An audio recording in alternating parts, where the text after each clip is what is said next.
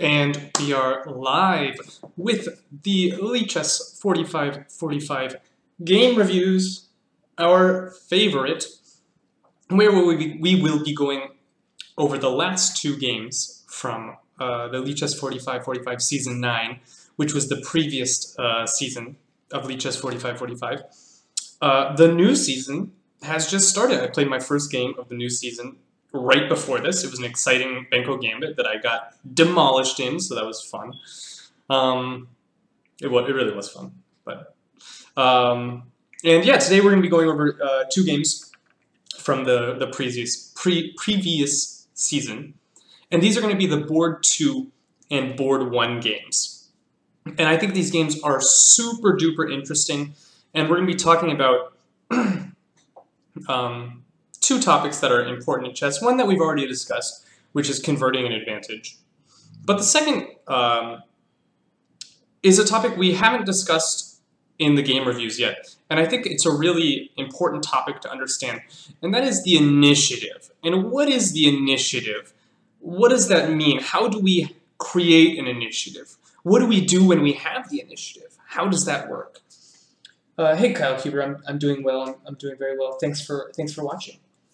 So we're gonna get started with our first game, which is a game between Liam Vo playing white and JG777 playing black. Both these players are rated around 2,000 on Lichess, so quite skilled chess players. But we'll see how even highly rated players can struggle to convert just dead winning positions.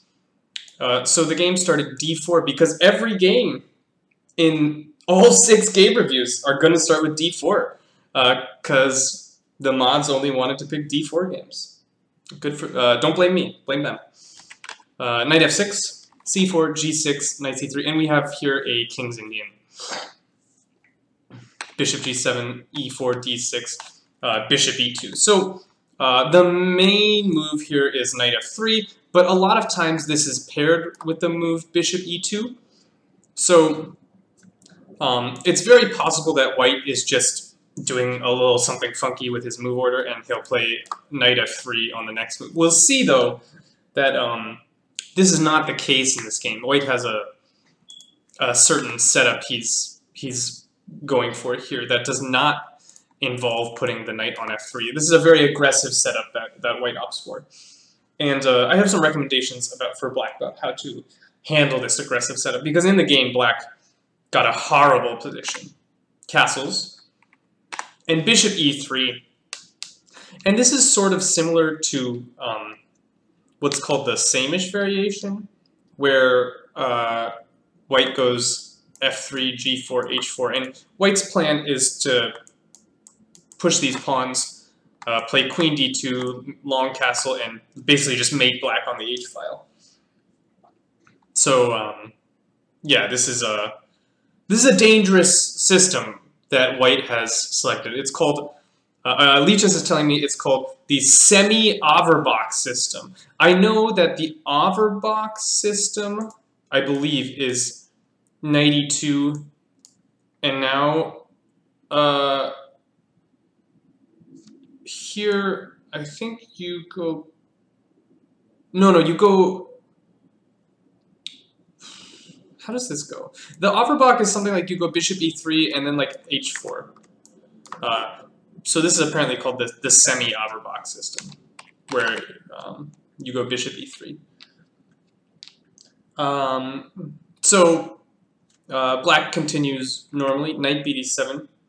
And this is sort of the point of white's play. White goes g4.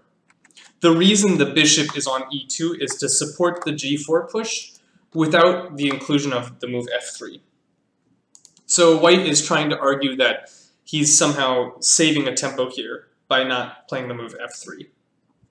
And it's a reasonable argument. The downside to this system is the knight does remain passive and undeveloped on g1, which can interfere with the coordination of white's pieces a little bit. A lot of times the queen, also the bishop on e2 isn't the greatest placed piece, because a lot of times in these systems the queen goes to d2 and it wants to swing over to the h2 square, but all of a sudden there's like a lot of junk in the way, so it can't perform that maneuver. So There's pluses and minuses to this system for white. White is omitting the move f3, arguing that he's saving a tempo, but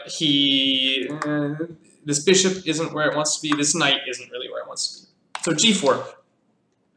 And here I think black immediately goes wrong, which is perhaps a little bit harsh of me, but I think there's an important sort of rule or idea to remember in the King's Indian here. And this is really important. If white is going for a super aggressive plan with g4, h4, all that sort of stuff, you do not want to play e5. Because when you play e5 here, which is what black did, now the center gets locked like this, and white is going to be really, really quick with building a mating attack. So instead, when white chooses a hyper-aggressive system like this, it's very important that you break c5.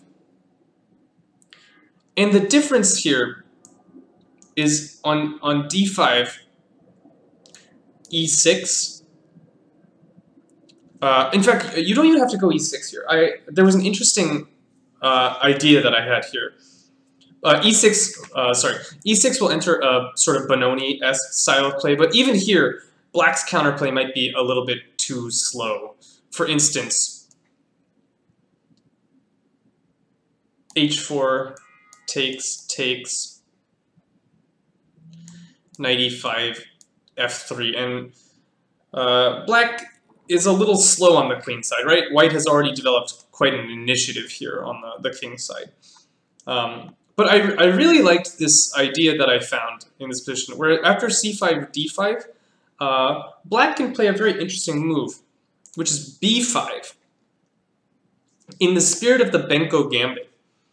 And the reason I think this move is so good here is black immediately initiates his queenside counterplay, and if white is so brazen as to accept the pawn, then we get a Benko position where white has played the move g4. And black is basically asking white, hey white, did you really want to play g4 in a Benko?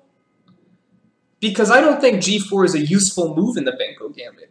I'm not even sure bishop e2 is a useful move in a Benko gambit. So here, I think black has successfully gotten his queenside counterplay going much quicker than what happened in the game, or what happens in these sort of Benoni lines with h4 takes, knight e5, f3. Here, black is still needing a couple moves to get his queenside counterplay on the road. Okay, so I recommend black looks at this sort of Benko idea when white has played very aggressively early on. But this was not chosen. Black went e5, and after d5, I think white is already much better because it's going to take black quite some time to get his queenside counterplay going. Here black played a5, which is probably unnecessary. I think black can go knight c5 right away because he wins a tempo against the e4 pawn. So after knight c5, f3, now black can go a5 and just claim that, hey, my knight's on a really good square. And white almost never wants to take this knight. You cause structural damage, but with the loss of the dark square bishop, it's very, very difficult to get a mating attack on black. And this system is really built around mating black. So white never really is interested in taking the knight. So knight c5 possible, but a5 is okay. Here I wasn't a huge fan of black's move, or sorry, of white's move. I think white should continue with his caveman plan and just go h4. And you're going to go h5 and open the h-file and mate black. And sure, black can go knight c5, f3. My next move, h5. Black is still slow on his queenside counterplay, and I think white is clearly for choice here. I have queen d2 in long castles. The knight can go to h3 at some point, and I'll be fine. But instead of going h4 with the sort of standard stock attack idea of h5, white went g5. And I think this is a little bit less good, because now white's going to have a harder time getting the h4, h5 in, because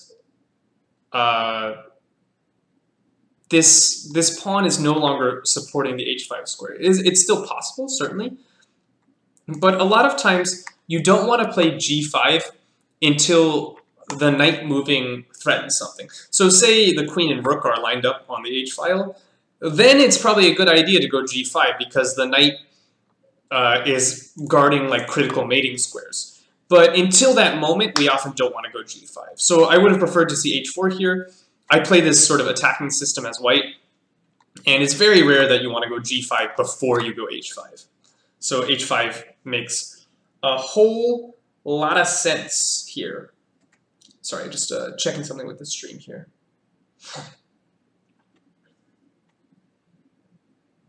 Great. But okay, g5 chosen. Black went knight e8. It's a sad necessity. The knight is on h5 will just get chopped, and that would be bad. And so after knight e8, white goes h4. And we see that white is really crashing through here, and black again has not started his counterplay. So black plays a good move here. He plays the correct idea. And the idea is when you're getting squeezed on the king side as black in a King's Indian like this, it's often very important to play the move f5. Because you give your pieces some space over here. Right now both these knights and this bishop are incredibly restricted. They have no space. Well, okay, this knight has some space. But these two pieces have no space. This rook has no space. This bishop isn't very good. But all of this changes with the move f5. And yeah, f5 looks a little funky because you're starting to open up the king side where white is trying to mate you. But it's really, really necessary in these positions. So black correctly went f5. And this is the idea. You want to play this when your opponent's going for a strong attack on the king side to give your pieces some space, and you'll be able to defend yourself a little better. gf6, knight e takes f6. This is the correct knight. This knight wants to go to c5. And now white goes h5. And here black really, really goes wrong. Black is already much worse, don't get me wrong. But things can maybe be okay for black if he plays something normal, like knight c5. Although knight c5 is very complicated, it has to be very well analyzed. Because on knight c5, white will not go f3, which allows knight takes h5, and black is actually doing quite well here. On knight c5, white will go h takes g6. And this pawn on e4 is hanging. Note that if you take this pawn, now I go f3, and I'm doing very well. But instead of this, black can accept the e4 pawn, which is currently hanging, but it leads to some very forced variations. Take on h7 with check. Note that this knight must guard this knight, so king h8. And now, if white takes, he's not accomplishing as much as he'd like in this variation. For example, takes. It's strange, but black actually doesn't have a ton of problems here. Black is going to get all his pieces out to defend his king with stuff like queen f6, bishop f5. and he doesn't have his sort of guaranteed central space that he normally has. So instead of taking on e4, white plays a really nasty move, which is knight f3. And the threat behind this move is quite strong. White wants to go knight h4, knight g6, mate. And this cannot be allowed. So black can go knight c3, bc3, at least causing some structural damage. Bishop comes out, but now knight h4. And it's hard. You need to guard this square, right? So if you go bishop h7, you're walking into like massive destruction after knight g6. But maybe that's what you have to do, right? Because on bishop e4, there's f3, and I still have this threat of mate. So yeah, black is having a really hard time in these variations. Note that you can play the slightly more precise after h takes g6, knight f takes e4 is slightly more precise, because the reason being, at the end of this variation, the f6 square is clear, so on knight f3, takes,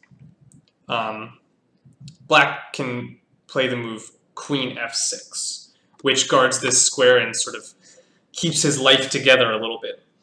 But even here, white has some lasting initiative, or white can instead not play knight f3 and instead go for something else. Probably takes, and knight f3 is good here. Or maybe some queen d3 ideas. Either way, white still has a lasting initiative here. So this was the result of knight c5 for black, which looks very dangerous. The computer is a brave person. The computer wants to go, in this position, wants to go g takes h5,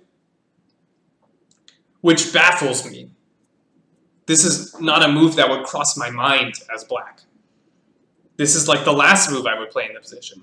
But the computer's like saying it's like the only move to even stay alive. Bishop h5, knight c5, f3. You gotta guard your pawn. And the computer says, I don't think I'm getting mated here. And I have a nice knight, and your f3 pawn is weak. White is still better, because white can do very simple things like queen d2, bishop h6, queen h2 or g2, and the attack is still dangerous. But it's not the clearest thing in the world. But black opted for none of these things. Black went with b6, which I think is a very poor move. And the reason is, like we discussed earlier, on knight c5, black is not taking this piece. If black takes this, or sorry, if white takes this knight on c5, black just says, hey, thank you for giving up your dark square bishop. Now I don't think you're going to mate me. And yeah, you have a better structure, but black has two bishops. If this pawn ever moves, say by putting a knight on f4, which is an outpost, by the way, if this knight ever gets traded, the bishop opens up. So I think this b6 move is not really understanding the position, because not only does it do something that isn't required, it doesn't help black on the king side, it doesn't develop black's pieces, and it doesn't initiate any counterplay on the queen side or in the center. And that's really what you need when you're getting attacked in the wing. You either need counterplay on the other wing or counterplay in the center. They always say the best way to counter a flank attack is an attack in the center. You might think, okay, that leads me to the move c6. c6 doesn't work here because after takes, your d6 pawn is hanging. Very sad. And that would be just terrible for black. So this is unplayable. But okay, b6 from black. And here, I think it's safe to say that white is actually already winning in this position. Because after takes, white has a really nasty plan here. White went a little bit wrong here, but I think this is as good a moment as any to ask the chat, what would you play for white in this position? Oh, we don't have very many people in chat, but I'll still ask, what would you play for white in this position? You have the white pieces. What are you going to do? How are you going to convert this attacking advantage you have?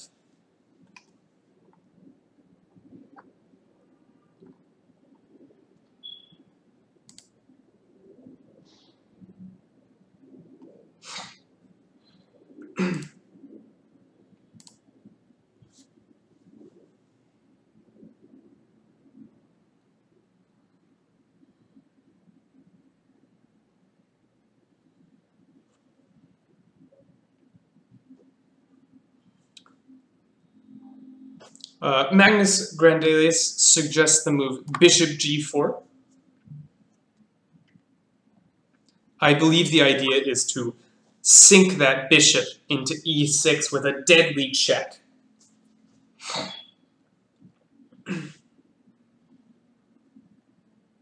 That check actually wins the game on the spot. So, okay, Magnus Grandelius suggests bishop g4. I cannot allow you to play bishop e6 check, but I think, this is interesting. I want to take, right? But if I take, queen takes, my idea was to go knight f6, but all of a sudden you have queen h4, and I'm like, wow, you're really getting me on the h-file there. Looks a little scary. I think, after bishop g4, maybe better is for me to go knight c5. And I'm going to uncover this bishop here and defend my diagonal. And now bishop e6 is nothing because the pawn hangs on e6. Who is the streamer? I am Quirked. I play for the Lichess45 League. I am an USCF expert. And we're going over 2 games from the last season of Lichess4545. So I don't think this is a great idea for white because here white probably needs to swap this bishop and play f3. Because this pawn is hanging, and I don't really see what we've accomplished here for white. So, bishop g4 probably not best. Any other ideas for white in this position?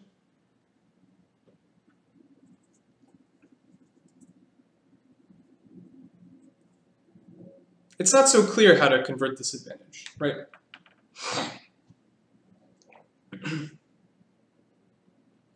Because if you're inaccurate, black will consolidate with moves like knight c5 and bishop d7, or maybe bishop g4 or something. I'm a little bit above 2,000, like 2150.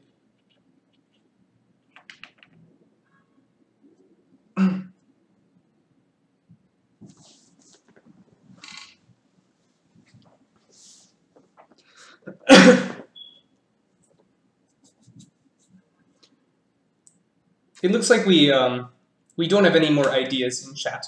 So I will reveal the idea that I came up with here. So what's a little bit annoying for white is that black's going to play knight c5, and this pawn is hanging, and you're a little bit obliged to play f3. And f3 isn't really a move you want to play because this bishop suddenly gets cut off. So I think a really, really good move for white in this position is to go knight h3. And my point is, on knight h3, knight c5, hitting the e-pawn, white can go knight g5. All of a sudden, this knight is really problematic. It's on a great square. It's protecting the e-pawn. And as soon as I get my queen or another rook over to the h-file, you're in big trouble here. You also have to be constantly worried about these like knight e6 shots. So this knight h3 to g5 maneuver puts this piece on an incredible square, guards the e-pawn. It's a little bit of prophylaxis, guarding against black's threats, making sure you don't have to play f3 and shut down your bishop. In the game, white went with the more standard move, I would say. White played queen d2, and the idea behind queen d2 is bishop h6 and check. But here, here black went a little crazy. Black needs to go knight c5 here. After f3, black can go knight h5 and sink the knight into f4 and just be a little bit bothersome.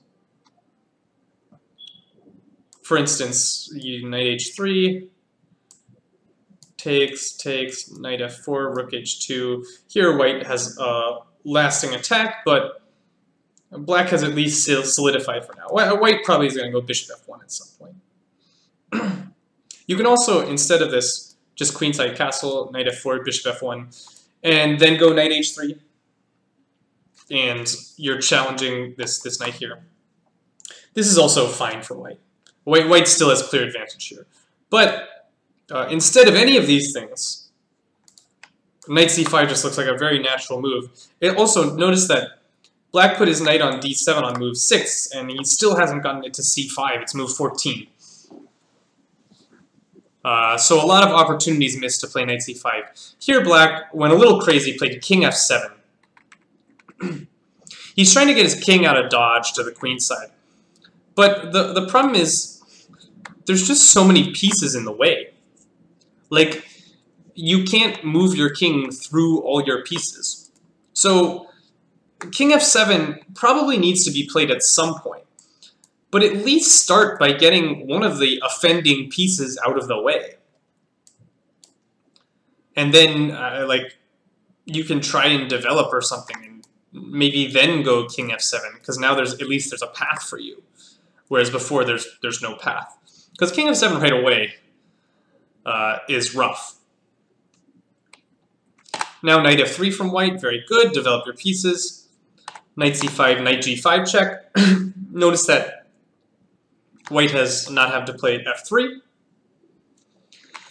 Black continues his plan of getting the king out of dodge, but I mean, just look at the position, right? This is a total disaster. And here, I really don't like the move white plays. So, black has no threats, right?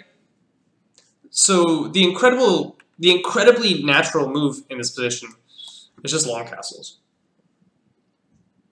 And then what I'm going to do is I'm going to go rook f1 and f4, and your king's caught in the middle. You're doomed.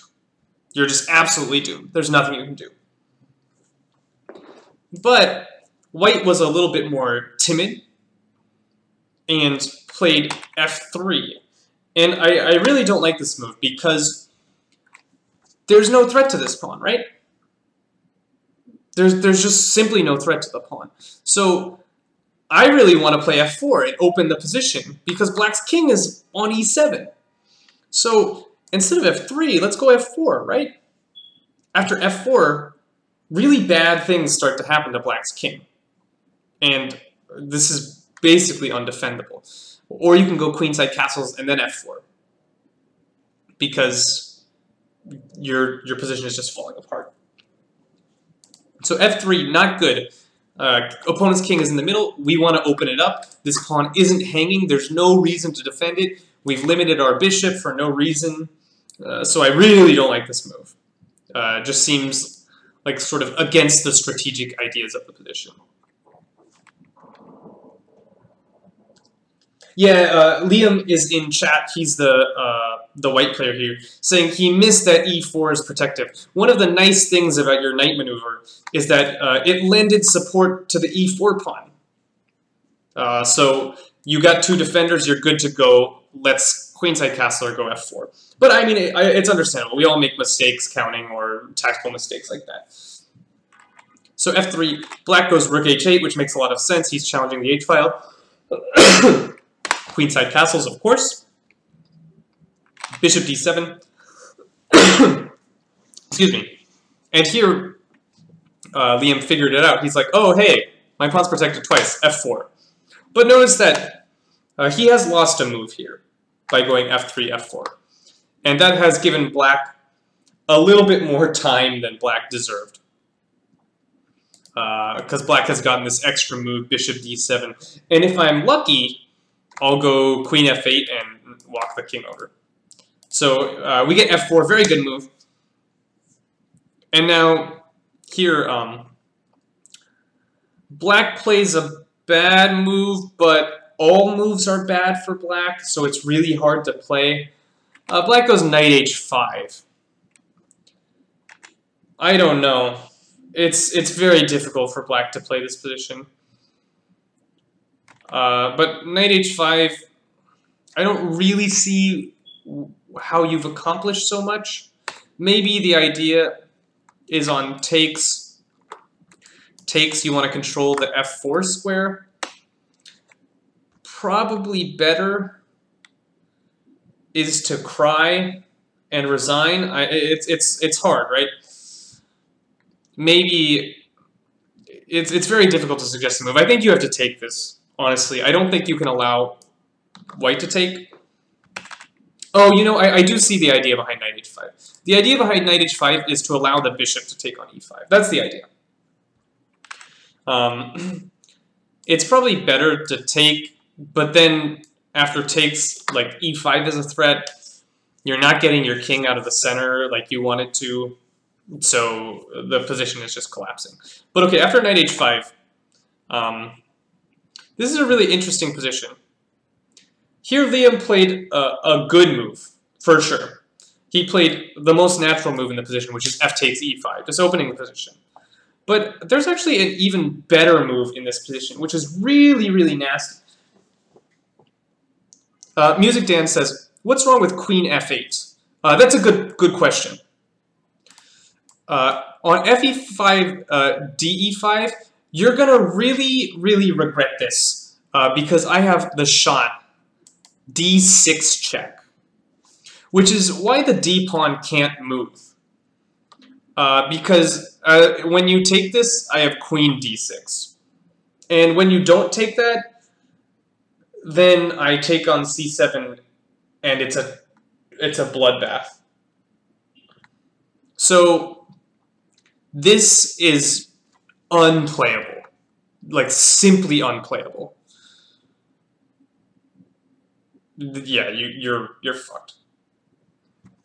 Note that on king e8,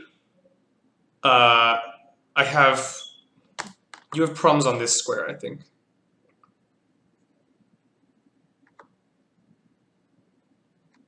I don't have the tactics exactly worked out here, but I think you're going to run into problems somewhere here. Maybe like rook takes. You have to play bishop takes.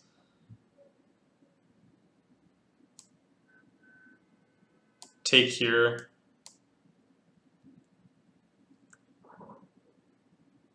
Yeah, it's no. I should take this knight on c5 first, I think, and then take this, and it looks pretty bad. This is almost a kill. I can probably just go knight d5 check and say that your position is disastrous. So okay, f4 knight h5. Liam took on e5, which is a good move.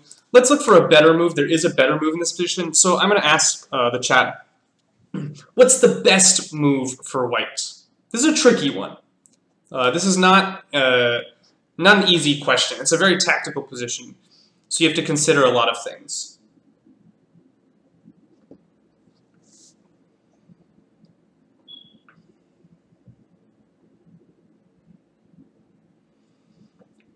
Excuse me.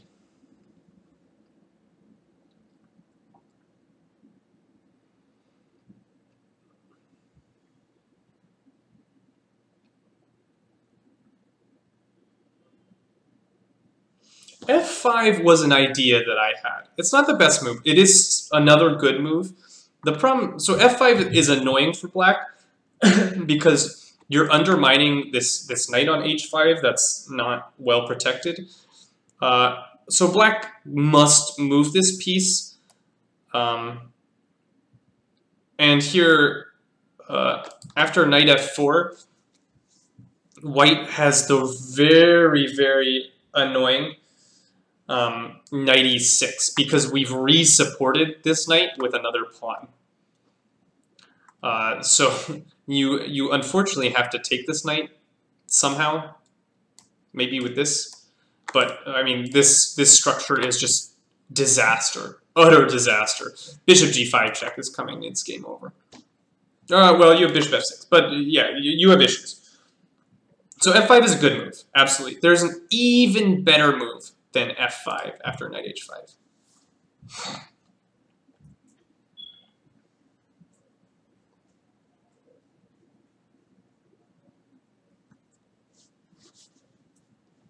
Yeah, f5 was actually the first move I looked at in this position. It just looks so tempting to screw this guy over.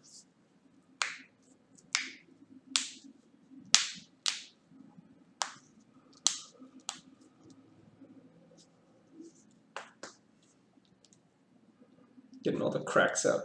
The cricks in the cracks. No one else has an idea in this incredibly complicated position that I've only given you 1 minute to solve? Bishop takes c5 and knight e6. I'm loath to give up this bishop. Here.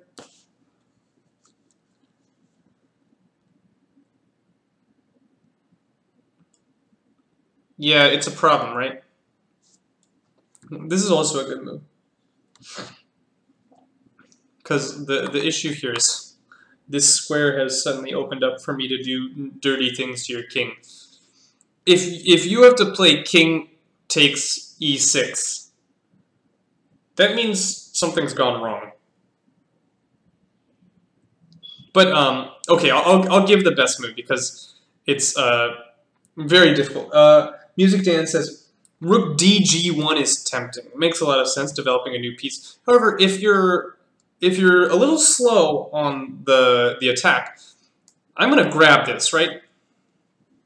And I'm just going to say, whoo, I got rid of that dangerous pawn. So you don't want to play slow here.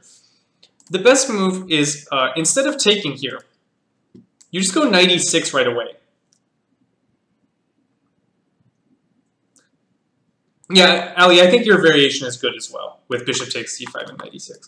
Knight e6 immediately is also strong, because knight takes e6 is not a problem, because after bishop takes e6, f5, and you're losing something, either this knight or this bishop.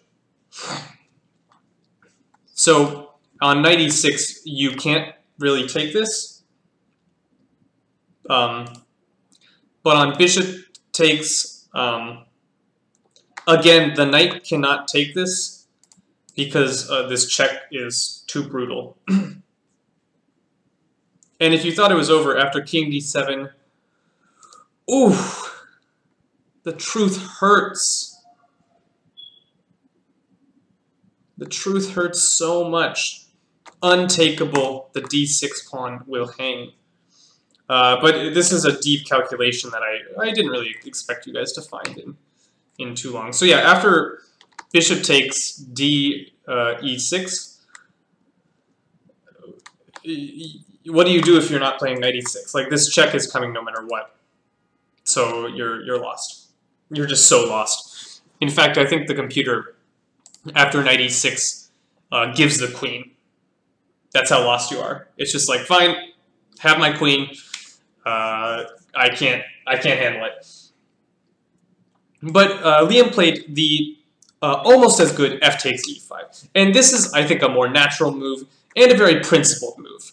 He's opening up the center. The king is in the middle. I can hardly fault him for not finding this, this long computer line with hidden tactics. So fe5. Black executed his idea. Remember, Black put the knight on h5 so that to avoid playing d takes e5.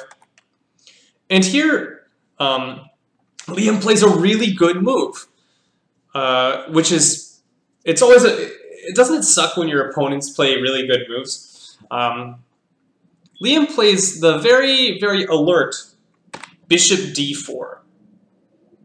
And this move is really good. This move is like an A+ move. Because remember, we saw those variations where d6 check lands on the board are just unplayable for black. So this move bishop d4 comes with the incredibly strong threat. Takes and then d6, which can't be allowed. So bishop d4 is a very, very good move, very alert, and it's hard to deal with this. Maybe best here is for black to go bishop f4, but then white goes back. I don't know, maybe it repeats, but then white can find something else to do. And you've given black the chance to mess up. So, I mean, yeah, maybe black can repeat in this position, but then it's white to move again, he'll find some other idea. But after the move bishop d4, black did not play bishop f4. So white sort of posed a challenge to black, and black fucked up. And that's something you really want to do in your games, is if you can pose your opponent a question with no risk to your position, like say black goes bishop f4, bishop e3, and nothing bad has happened to my position. So I just ask my opponent this question, and if he goes here, I'm like, great, you did it. You solved it correctly. Let me do something else. But it also gives black the chance to go wrong. Yeah, I mean, a repetition makes sense here, and then you can find something else to do. Like, I don't know, rook df1 looks good, right? And white is still just, like, destroying. But I like this move, bishop d4. You can also probably still go knight e6 here, because you just still have very problematic threats. Again, this variation with knight d5 check is massacre. On the flip side, bishop f4, bishop e3, queen f8, black trades into an endgame. I might disagree with you there. There's a lot to analyze in this position, but I'm not letting you play an endgame, I don't think. I don't think that's on my to-do list. And I think a good way to not allow that is by going e5. I'm going to take that can opener to that king. And my point is, on takes, queen f4, I'm going to get you with this double check. Oof. Oof. You probably have to go king takes, and then you lose a rook. Yikes. The pain. And so this is lost. So, okay, bishop d4. Black went knight g3, which is a blunder. He has to repeat and force white to find a better idea. But knight g3 is forking a lot of things, but Liam correctly plays bishop takes e5. And he says, you want my rook? You can have my rook. Your dark square bishop was the only thing vaguely holding your position together. And here we need to analyze a lot, because black has 4 captures available to him. All 4 of these captures are on the board. So there's a few of these that we can sort of knock out right away. DE5, you lose. Game over. So unplayable. You cannot take the bishop. Knight e2 is interesting, but runs into similar problems. Because after queen e2, again, you can't take the bishop, d6. And the point is this time, I'm not coming through with queen d6, I'm coming through with knight d5. The king must step on the back rank somewhere, and I will take a rook. How unfortunate for you. No, also a queen, by the way.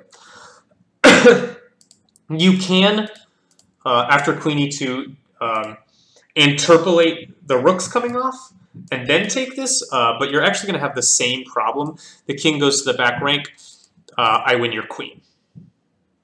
So no bueno. So knight e2 is out of the question. Knight h1 is probably the most challenging move. So on knight h1, black can not go down any material by taking this rook on h8. Queen h8 is pretty forced. And now white is going to win this by forcing the e5 breakthrough. So, for example, queen e3, rook f8 looks normal, e5, and you're in trouble here. What did I have? I had something lined up on queen takes e5. I have to remind myself what I was going to play. Oh, I think you run into the same shenanigans, actually, with takes and d6.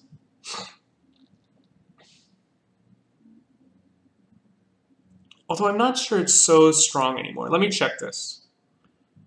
Check, you have to go to a square. Yeah, I'm not so sure about this. What did I have here? Queen e8, rook f8, e5. Queen takes e5. I forget what I wanted to do here. I forget my analysis. Oh, I'm sorry, your knight is hanging. Haha, there we go. So you're down a piece, you lose. So yeah, you force through e5, and then you win, because the black's king is just too weak. So that's what happens on knight h1. Black played rook h1, which unfortunately for black allows the very simple tactic. Bishop takes g3, removing the defender. And takes. And we see that the dust has settled a little bit. Black has a rook for 2 pieces. Or sorry, I guess it's a bishop and a knight. So a rook for a bishop and a knight, but black's king is still stuck on e7. This rook is still stuck on a8. So white is still better, and white is still going to get like some form of a mating attack here. Black played queen f8. And here white played, again, a good move. Maybe not the best move in the position. White played bishop h4, which looks incredibly natural. Just lining up, setting up this discovery, putting this bishop on a monstrous diagonal, sort of preventing the king from escaping to d8. Perhaps a little better is to just say, fuck you, black, your position is in shambles, and go e5. Because, again, I've harped on this over and over. King in the center, let's crack it open. Let's go. So bishop h4, a good move, don't get me wrong. He's preventing the king from escaping, but yeah, it's maybe not quite as strong as e5. Black steps off the diagonal, because otherwise terrible things happen to you. You could go queen h8, right, and attack the bishop. And here, white might have to succumb and just go like, okay, now I really will go e5 this time. But yeah, king e8 looks natural. And here, white sets off on a nice attacking scheme. So most things probably win for white. But let me ask, what would you play for white in this position? Because white found a nice couple of moves here.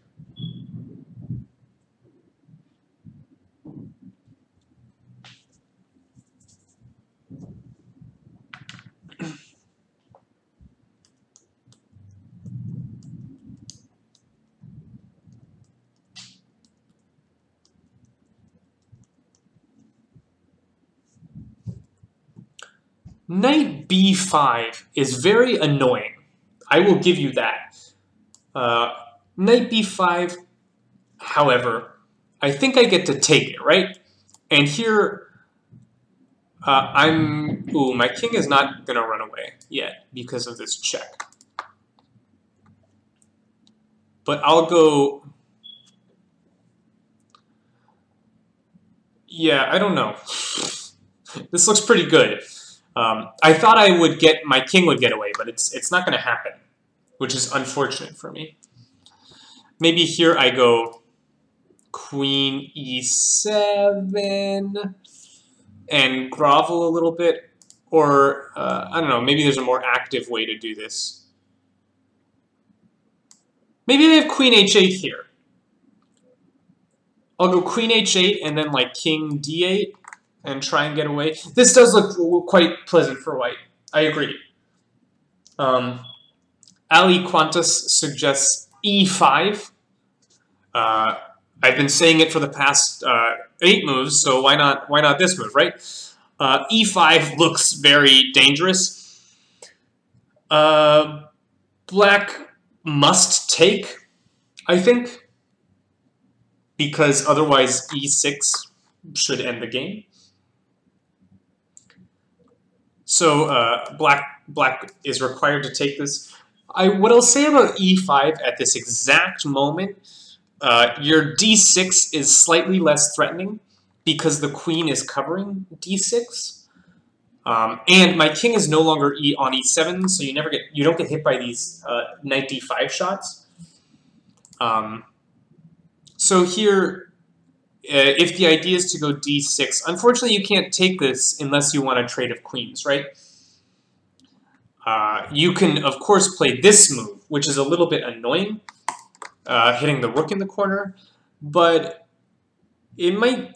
I think white has lost some steam here.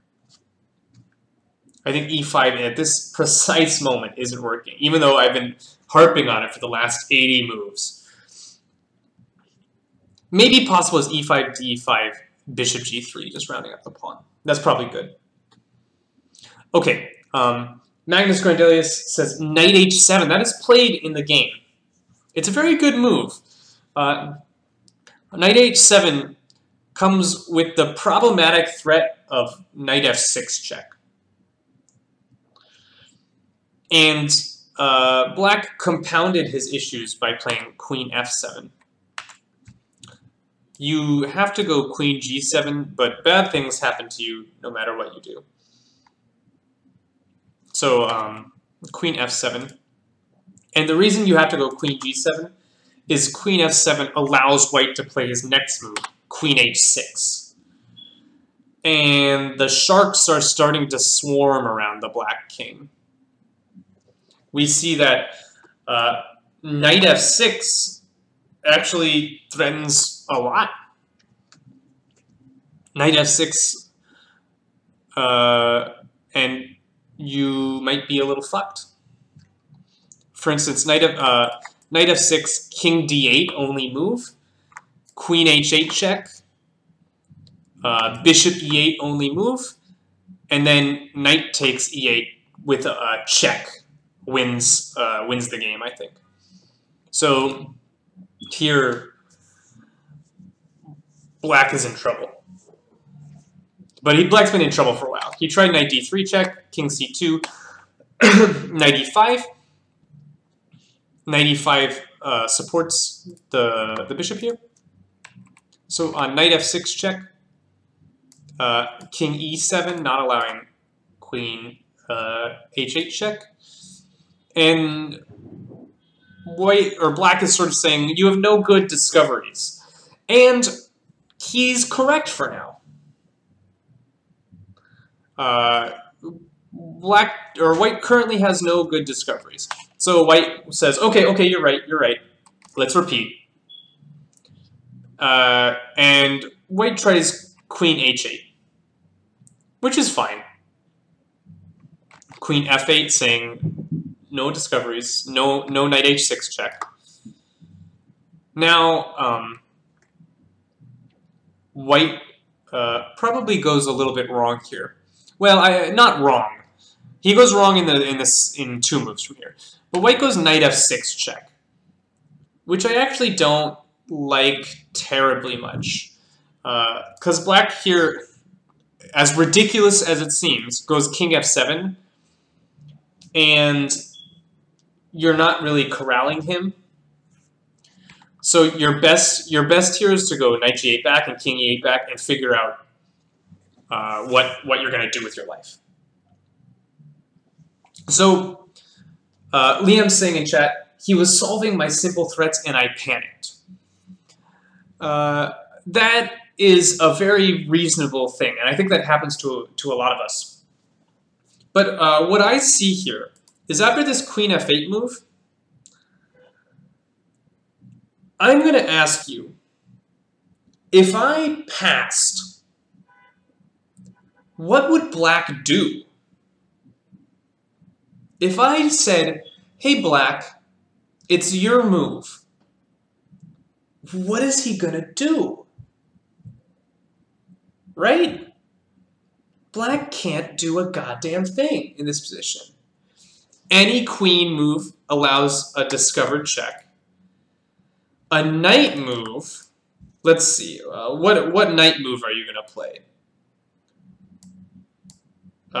Say I go like a3. If you go knight f7,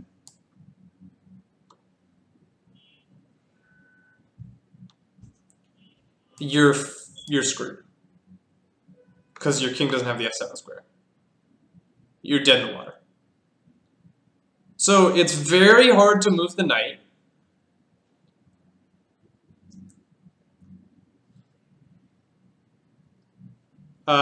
It's very hard to move the bishop because the bishop actually doesn't really have a square. The only real square for the bishop is c8. On bishop h3, I just go like bishop g5, I guess, and hit the bishop again. So the bishop doesn't have real squares in this position. Also note that anything going on this square runs into knight f6 check, and I'm winning anything that lands on this square.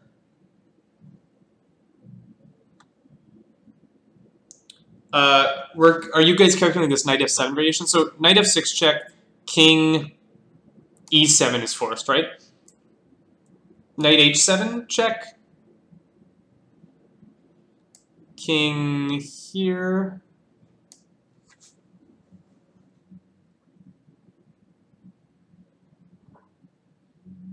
I just assumed this one. Maybe it was a poor assumption. Knight f7, knight f6 check, king e7. Ooh. I thought I had this, but I don't quite have that.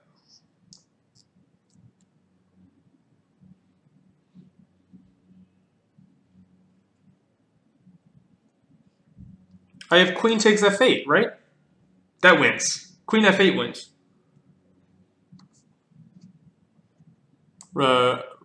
On king takes f8, there's knight h7. Oh, is that a mate? Did I miss a mate? Haha, it's a mate. Missed it. There we go. Yeah, that wins. So knight f7, yeah. Basically, the point is, in this position, black can't move his pieces. He has no moves. So, as white, I'm going to be really, really nasty. I'm going to play like bishop g5 and say, black, make a move. Good luck making a move that doesn't lose. Good luck. Remember, any piece to g4 loses. I've taken this square from your bishop. Sure, you can waddle around with your rook, but maybe I go like bishop h6 coming up, or something. I don't know. I'll figure something out eventually. So this is just utter disaster.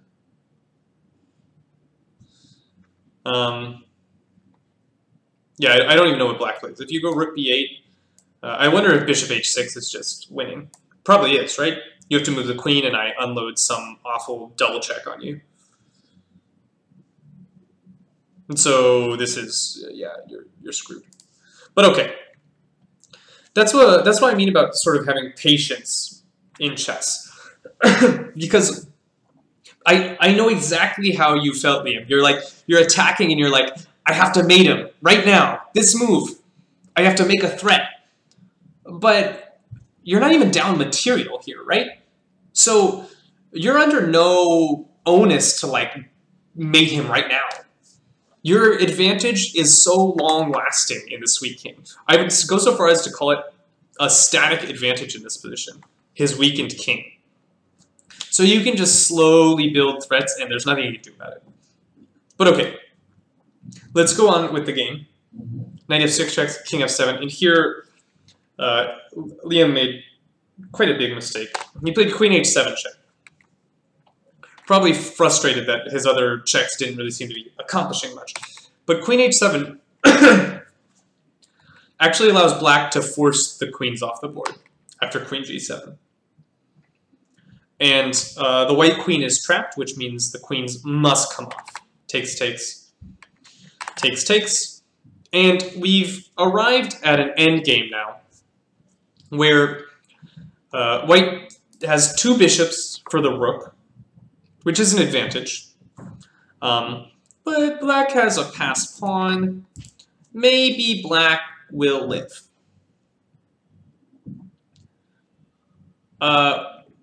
We started off well here. Knight b5 is annoying. I'm making a threat. Rook h8 is a good move, activating the rook. Here I think Liam played a little bit poorly. Black's like only idea is to activate his rook. So the move played in the game, bishop g5, allows just that. This allows the rook to come to its most active post. I think it made a lot more sense to deny this and say, no rook activity. We're playing an endgame. You don't get to have active pieces. And sure, you can go rook h3. But this was cute, by the way. I noticed this when I was analyzing. I was like, why can't black like play perpetual sort of thing? And then I was like, oh, there's some nice little geometry here. Oops, I gotta turn the camera off because I'm lagging. Great, classic. Knight c7. And the point is, I'm tactically defending my bishop. Whoops. Sucks to suck. Yeah, white is winning this ending. So, okay, bishop g5 allows the rook to activate. Black chose to play knight c5 first, which is probably fine, threatening the pawn and threatening to attack the g5 bishop. So Liam went knight c3 back. Yeah, it's not so clear if white is much better in this endgame here. It's also possible that after knight c7, rook h7 is playable, or rook h2 is playable. Because you actually can't go king c3 very annoyingly. You have to go something you don't really want to, like king c1. And then I'll take this, I've activated my rook. A little bit problematic for you. So I actually like the decision to go back knight c3. Here comes rook h2, bishop e2, knight e4, knight e4, rook e2. And again, this ending is interesting. Black has actually corralled a pawn here, the e4 pawn. And so black is up a pawn.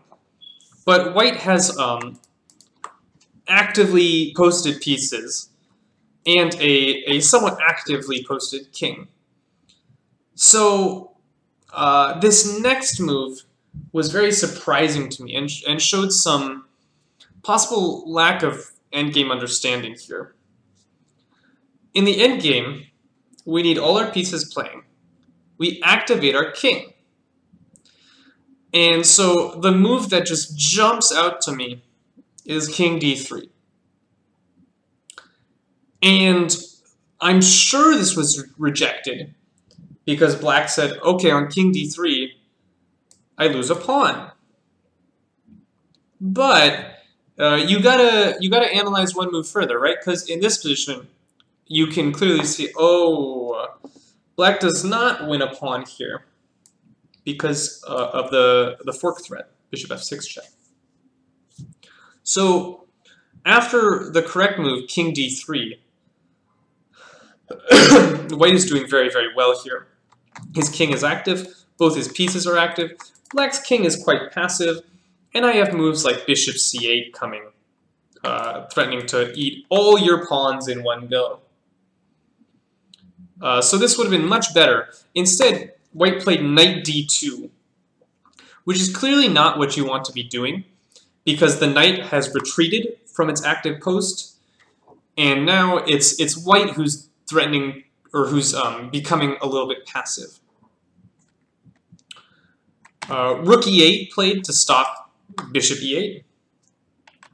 King b3. Rook e2 back. Black is trying to play for a repetition here. He's trying to draw. And here we continue to go wrong with the move king a4. Because we'll see that there's a little bit of a tenuous relationship between these two pieces. And you can't just leave them here. So as white, I would try and reactivate the knight somehow. So I would consider a move like knight f3. Although knight f3 might run into some tactical issues here. And the threat is rook g3. If you move the bishop somewhere, rook g3 anyway is very annoying. So I think this knight f3 move is not quite the right idea, allowing some tactics from black. The computer gives the hard-to-find move, knight b1, with the idea of rerouting it to c3 and b5. But I can hardly blame white for not playing knight b1. Instead, white played king a4, but we'll see the issues here after rook g2. This bishop must remain tied to the knight. So bishop e3, rook e2, bishop d4 check, king f7. Now the knight is hanging. Notice that this little maneuver has protected the b-pawn, but the b-pawn isn't everything on the board. The black pawn that I'm really worried about is the g-pawn, and we've suddenly left that to its own devices. So after knight b3, black starts to look pretty good here. g5, right? You put your knight on b3, your bishop's not stopping my pawn.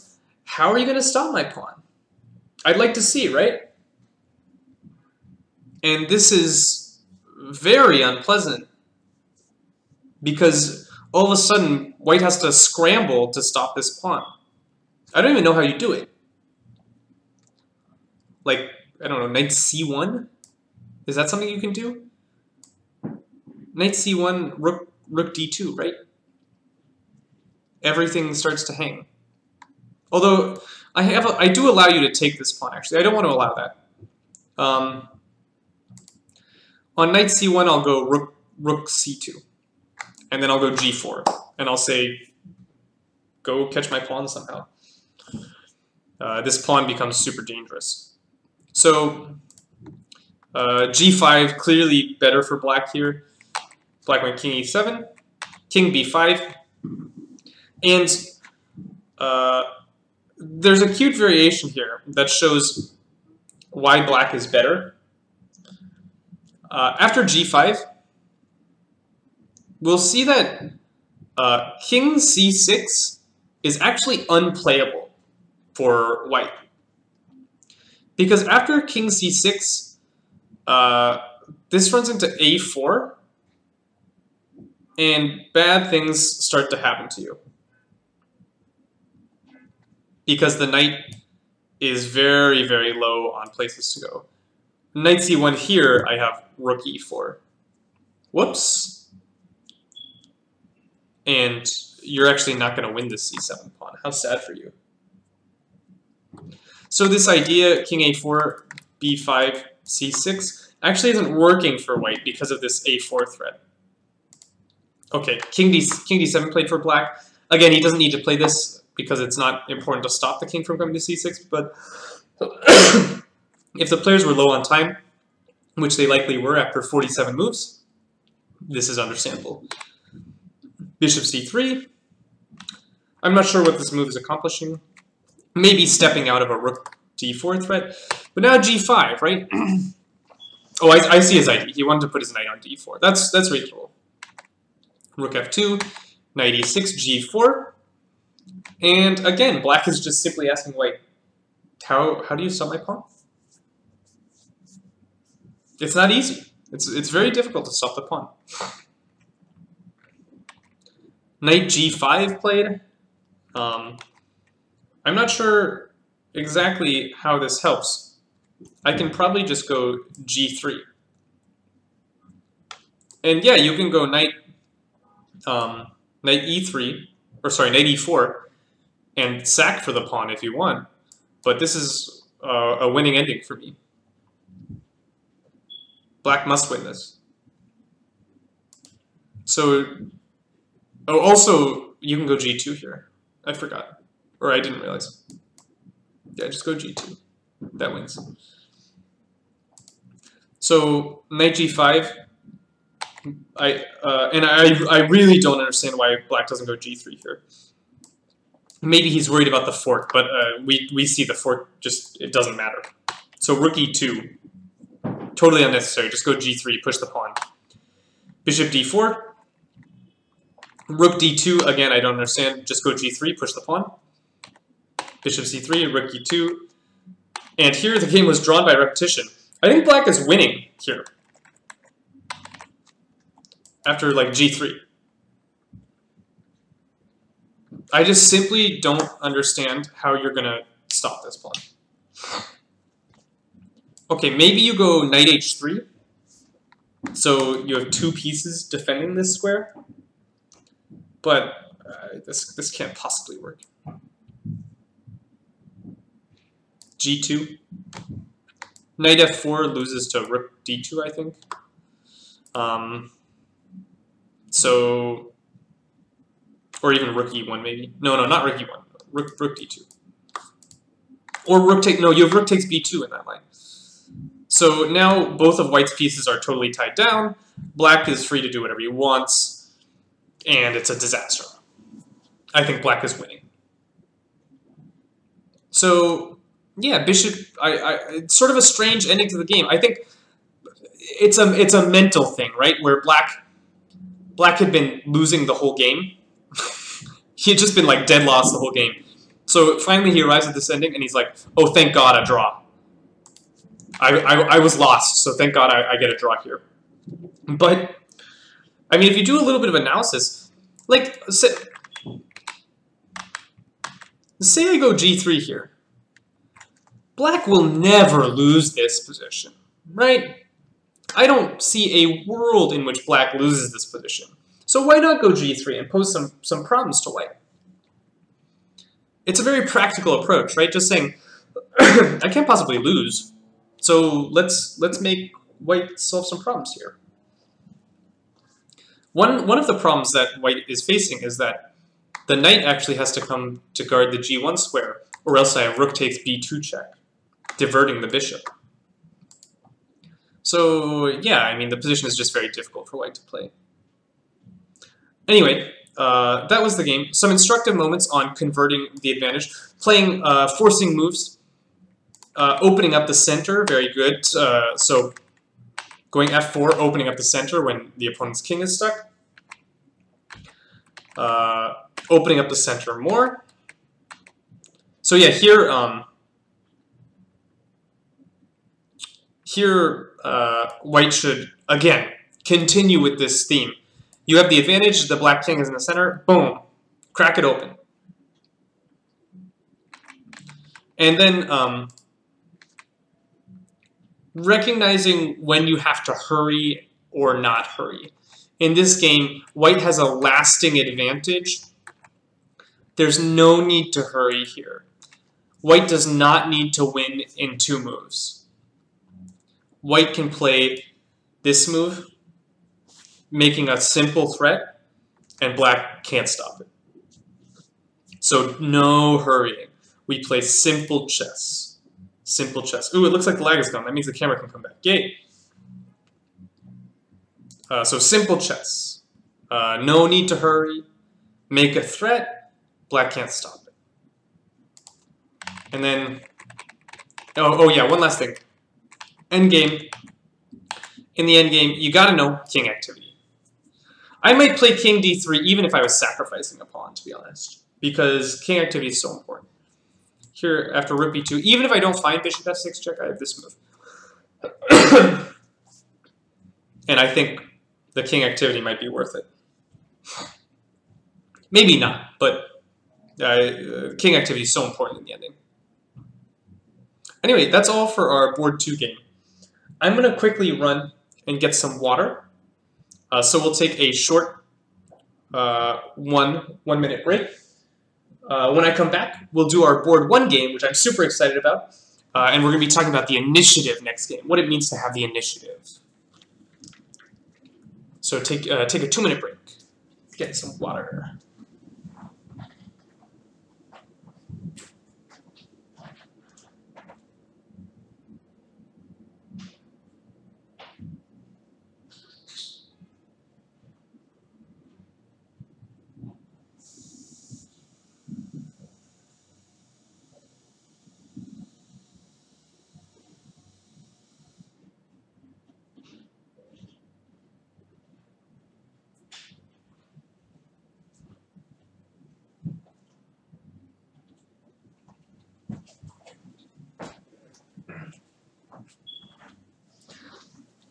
In this 2 minute break, I'm going to quickly restart the stream.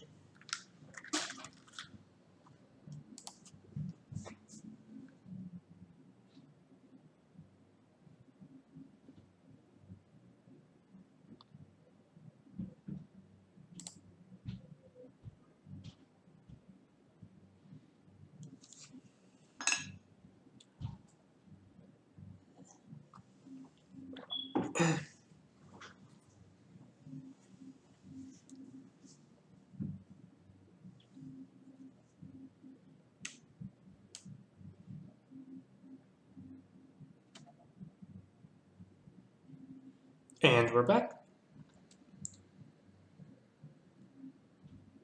Just making sure we're alive.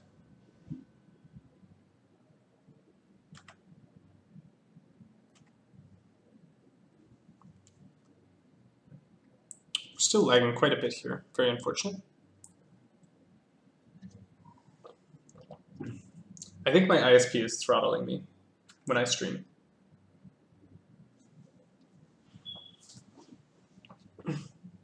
Yeah, Liam, no problem. That's the point of these, just to get some analysis, get some fun ideas out there.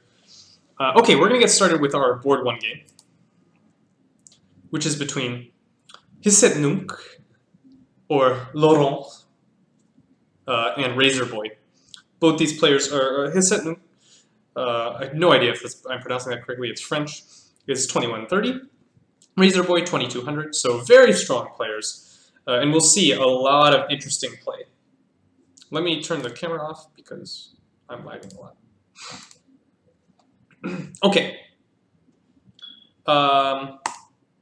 1d4, no surprise, because everyone plays 1d4. Knight f6, knight f3. E6, bishop g5, which is called the Tory attack.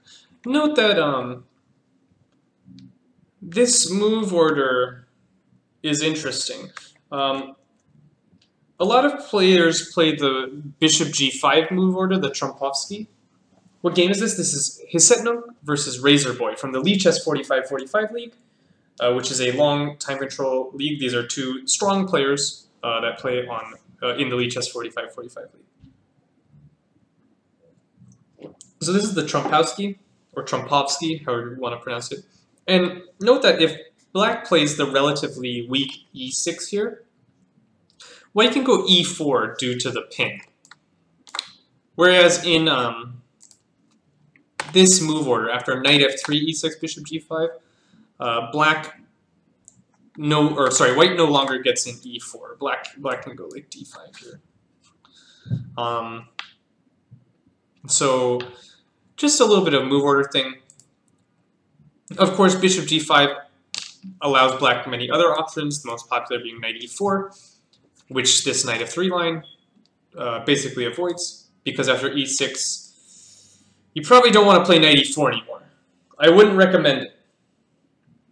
So h6 played, very normal. Bishop h4 and c5. So Black is striking the center, very good. e3 and queen b6. So this is following some sort of French ideas, where you put the queen on b6 to put pressure on the d4 pawn. But note that this is a attack on the b2 pawn. And as White, you're not really interested in protecting this pawn. It's not so much in your interest. For instance, if you go b3, then like, why are you playing this move b3, right? Black just develops. And this is quite pleasant for Black. Or maybe Black moves the knight, I don't know. Maybe you don't have to, though. So, after queen b6, Hisetnung played knight on b to d2. Maybe this was his preparation, I'm not sure. My opening book says that more popular and perhaps a little bit stronger is the move knight c3. Just developing the same idea, you're just going to develop and ignore the attack on the b2 pawn. This looks a little bit crazy though, because after queen takes b2, the knight is attacked again. But there's sort of a point to this, a tactical point, which is knight b5. Very annoying for the Black player. The threat is knight c7. So Black's moves are very forced. Queen b4 check, knight d2, and queen a5. And here, White has some clear compensation for the pawn. White must take this pawn, because if you don't take the pawn, say you go bishop e2, something bad happens to you. I have to remind myself what bad thing happens to me.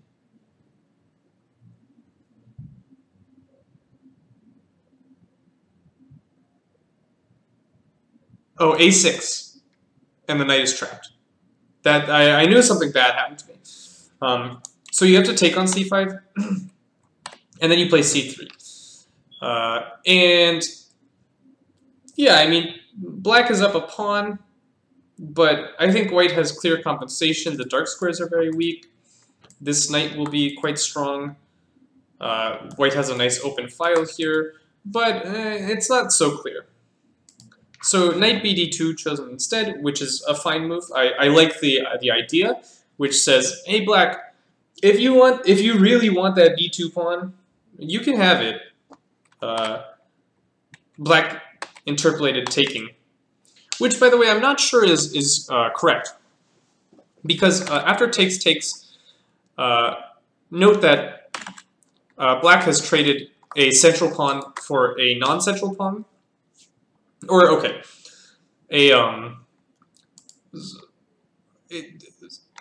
I hesitate to call this a central pawn because it's not on the D or E file, but a pawn that is occupying the center of the board. He's traded it with a pawn that is not occupying the center of the board. It's not up here in the 4th and 5th ranks. And in trading these pawns, Black also does something that's probably not great for him, which is open up the E file. And you might not want to do that when you're about to go pawn grabbing and fall behind in development. So I'm not sure about this takes here. Perhaps it's more accurate to simply take first. And we'll get positions similar, except the E file is no longer open. But okay, takes queen b2. Here Laurent, or his setnote, goes bishop takes f6, damaging black's kingside structure.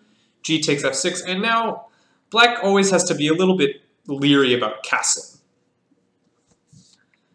And here, his setnote played an okay move. He played bishop e2.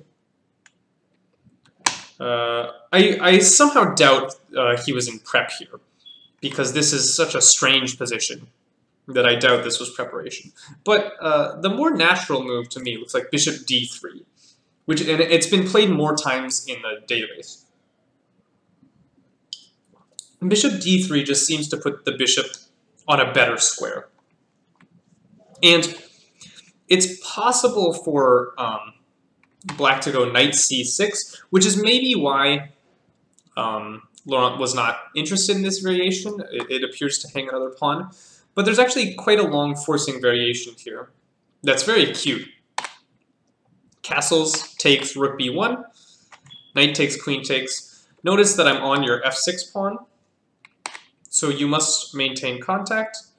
But I'm going to bully you now. c3, very annoying.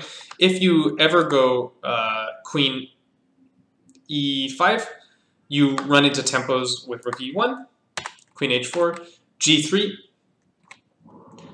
If you go queen g5, I'll go h4. So only move rook g8. And let me ask, who can see a move to regain one of white's pawns? This is my our first ask the chat of this game. This was not, none of this variation was played in the game. I think this is a cute variation though. How can white regain a pawn?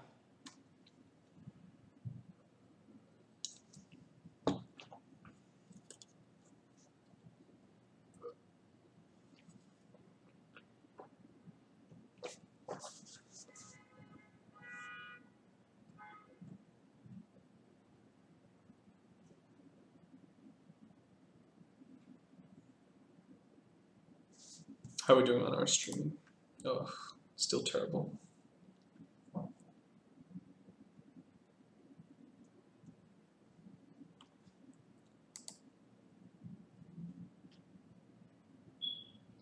think there's quite a bit of delay because of the frames I'm dropping, which is a little bit unfortunate.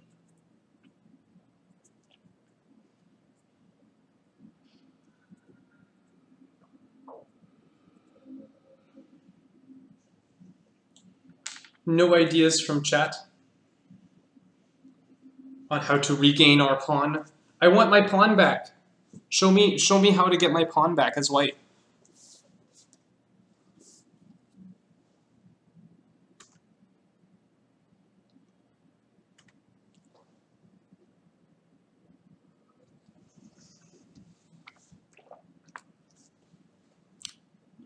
I will show you how to get your pawn back. It comes in the surprising variation. When I saw this, I chuckled. Bishop a6 wins the b7 pawn. Bishop a6. On knight e4, there's bishop e7, and I hold everything together. Yeah, and you win the b7 pawn. However, black still has compensation here. So I looked at some game, I think went like, I forget how it went, to be honest. But I think black can just develop, and white only has compensation for the remaining pawn. Rook b5. It's an interesting idea. The idea is rook h5.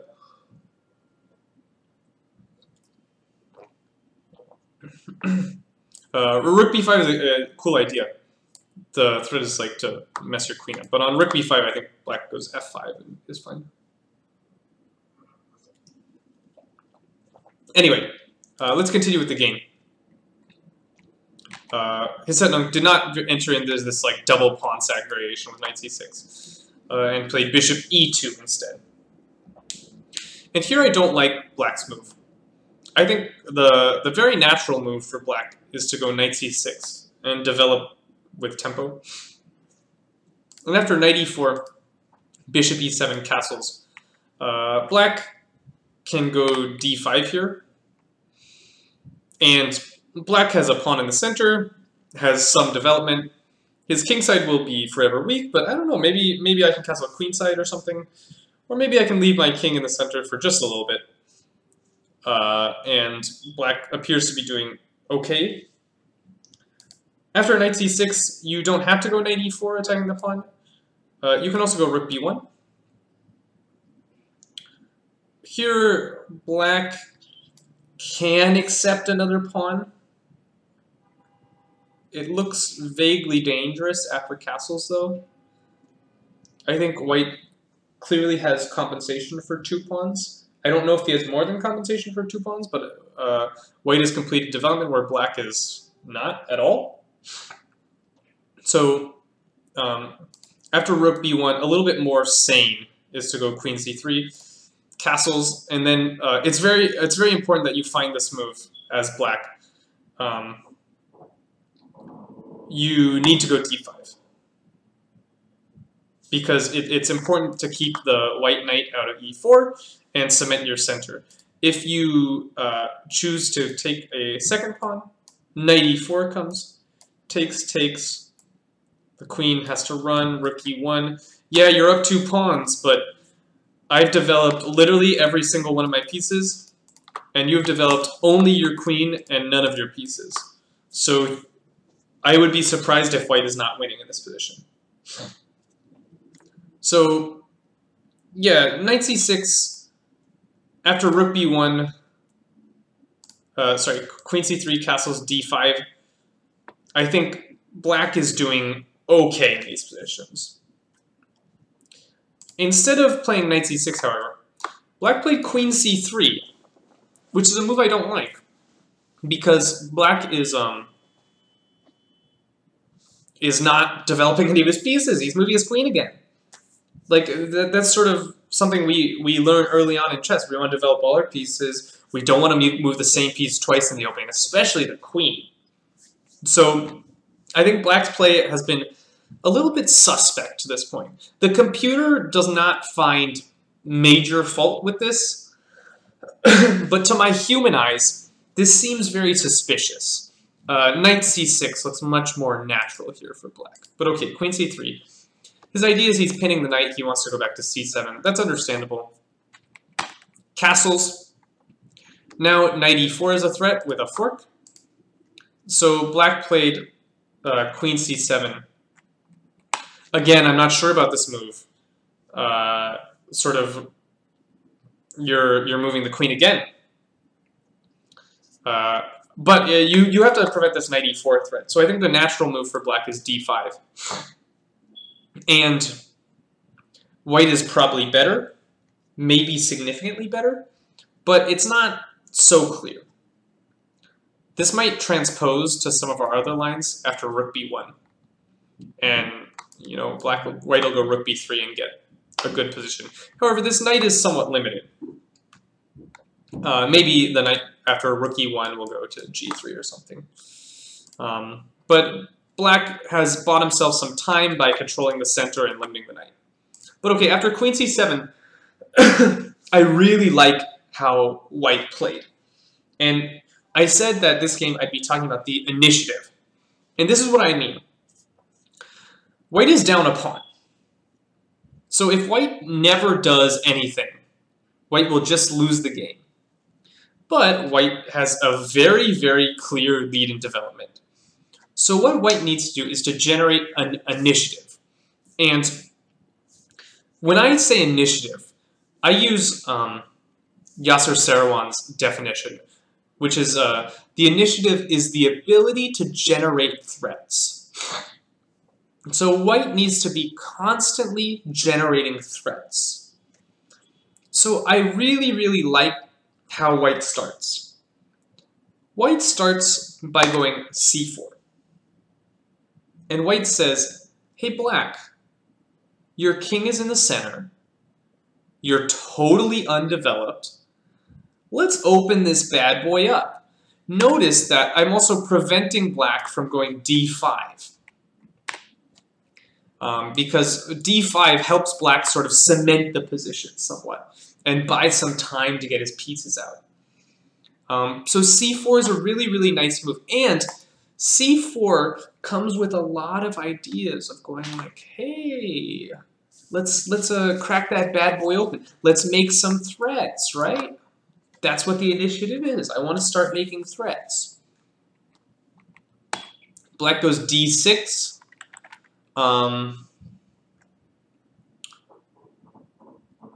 Yeah, I don't know about this one. The problem is, like, knight c6 doesn't look so attractive anymore after d5. I don't know if this is what I want. Also, like, this bishop has to move at some point. So d6 is understandable. Just trying to get that bishop out. And d5. White says, let's go. Let's open this up. Bishop g7. Black's developing. Takes, takes. And knight e4. Improving the knight. The knight was not very good on d2. And it comes with a threat. Again, white is not giving black a chance to rest. I'm coming at you. Every move puts pressure. Every move has a threat. Every move you have to react to me. You cannot do your own thing. You have to react to me. And here, black made a bold choice. Black played the move king e7. It's an understandable move because it's very difficult to get a piece to defend this pawn. That's what happens when you don't develop any of your pieces. They have a hard time doing things. So king e7 is an understandable move. But it's probably not the best move. So I will ask the chat this one. What should black play to help defuse white's initiative?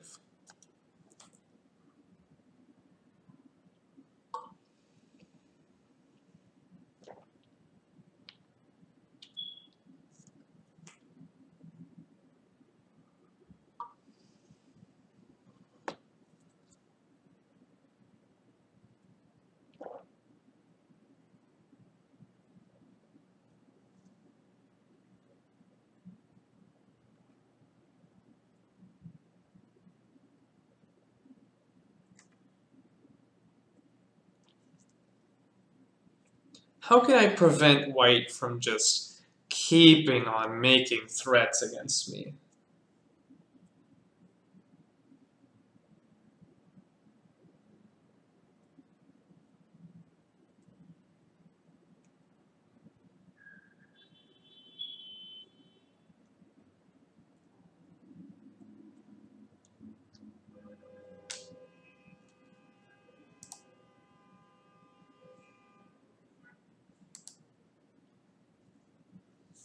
Any ideas from the spectators?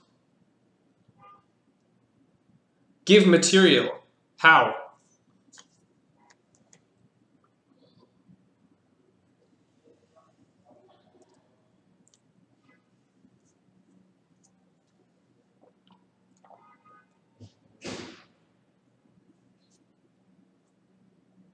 You're correct about giving material. The best move gives material.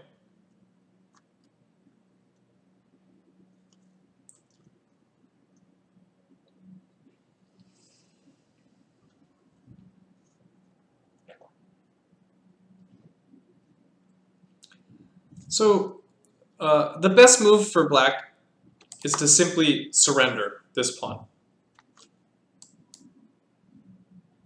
and say, you want that pawn? Okay. You can take it. And the problem for white is white would love to play knight d6 to sort of keep pieces on the board, but this runs into rook d8, pinning. And you... I was going to say you lose material here, but that might not be true.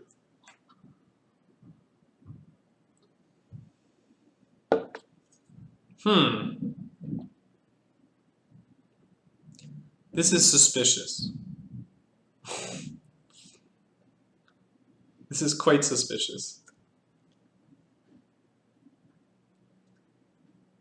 Okay, but even here I have queen e7. And my next move will be maybe even knight a6, so I can put my knight on c5. And if you go queen takes, I'll trade queens, and again I'll go knight a6. And I'm very close to having all my pieces out.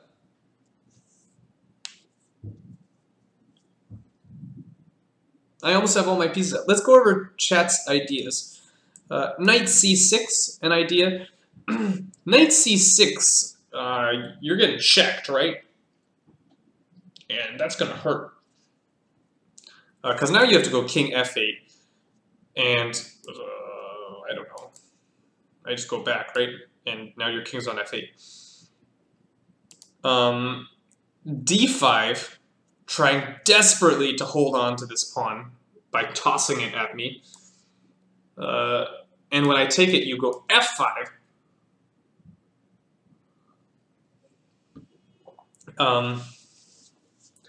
Might run into the regrettable d6, where I will maintain... Oh, my rook is hanging. Okay, so, after f5, I have to go rook c1. Ooh, your bishop's hanging as well. So your choice of square is very limited. You must go, like, queen d8. This looks so suspicious. I mean, even if I just go back, right? Knight c3 or g3, white should be much better here. Because now your position is sort of falling apart a little bit. So castles is a nice move, because it solves one of the main issues for black in this position, which is king safety and development. And all you have to do is give your extra pawn back. And in the resulting positions, black seems to have not massive issues. Black maybe has some issues to solve in this line. But even here, like, black appears to get his development in order before it's too late.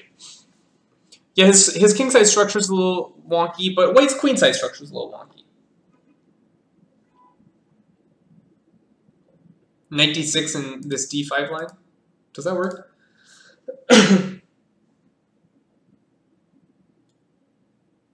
Oh, yeah, that does work. That's nasty.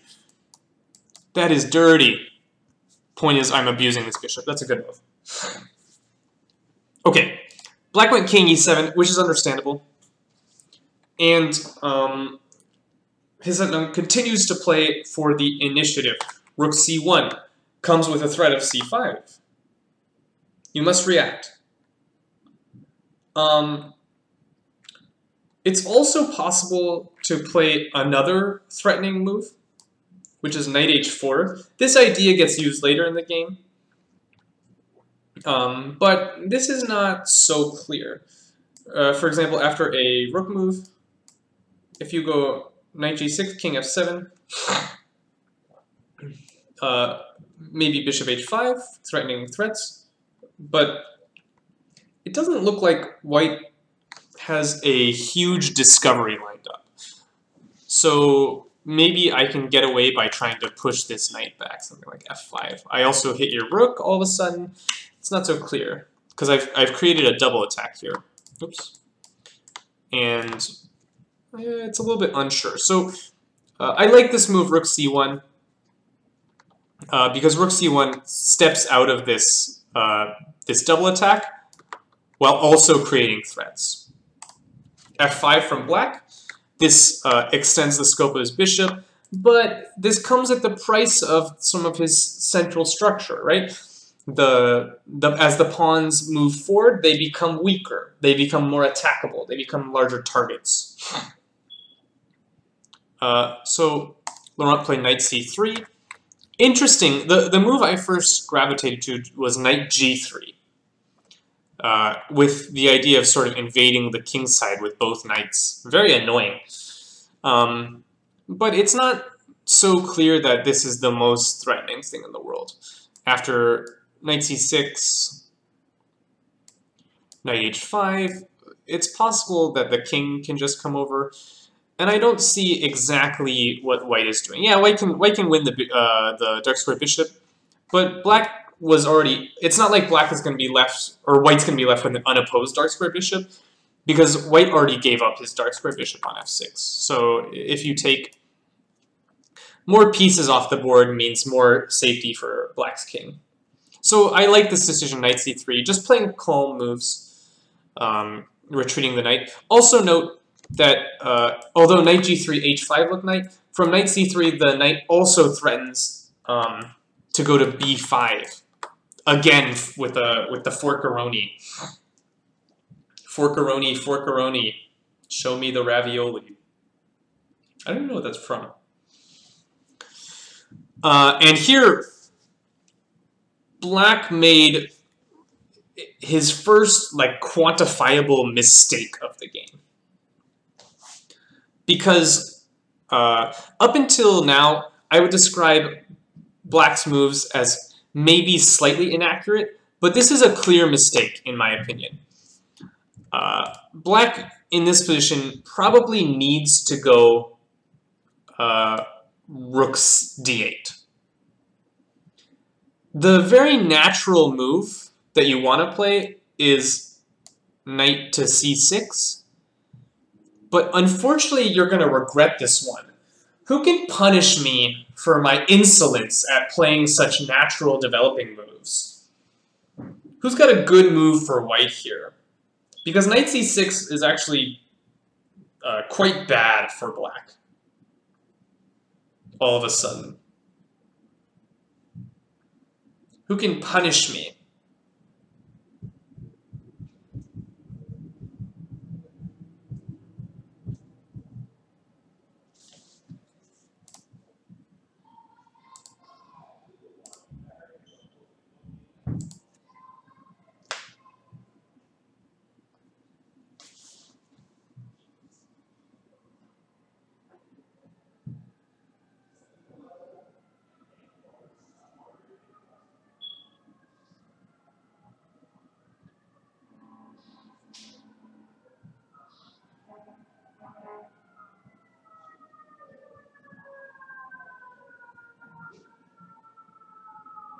Knight to d5 check.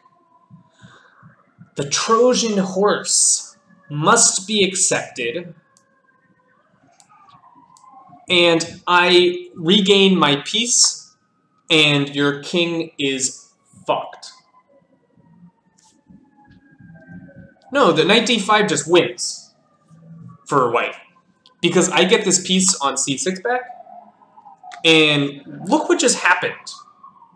You're screwed. You're just dead in the water. So yeah, this is disaster. Knight d5 is a really nice move. If you go knight b5, it's less forcing, right? So maybe I can get away with some queen d7. I mean, it's still... I don't believe it, but at least I'm not instantly lost like I am on knight d5 check. Yeah, Ali Qantas, it's funny that you say knight d5 is always good in the Sicilian. It does resemble a Richter-Rauser structure, actually.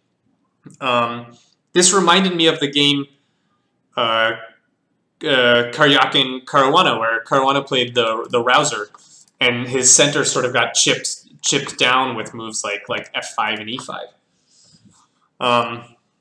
It sort of is a Sicilian-esque, Richter-Rauser Sicilian structure. So knight c6 is unplayable. That's sort of why you have to play rook d8 here. But here, black, I think, made a quantifiable mistake. He played bishop takes c3, which must be bad. I don't even have to analyze the variations to know that this move is bad.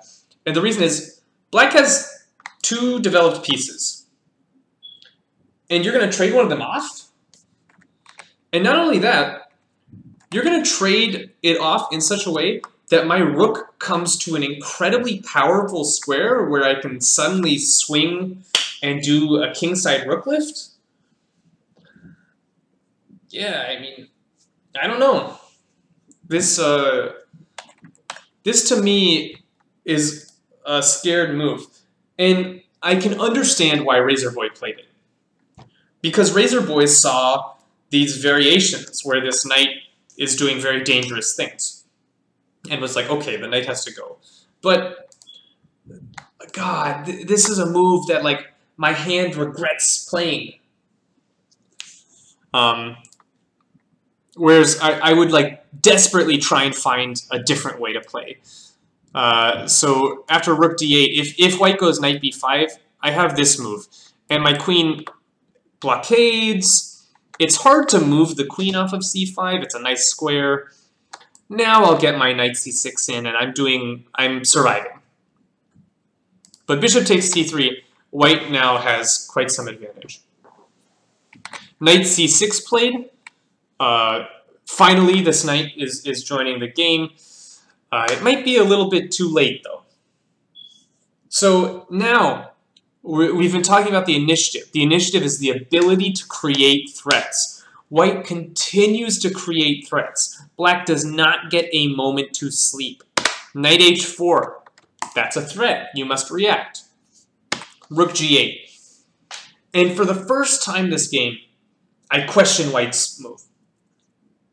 Because, to me, there's a very simple move that continues the initiative here.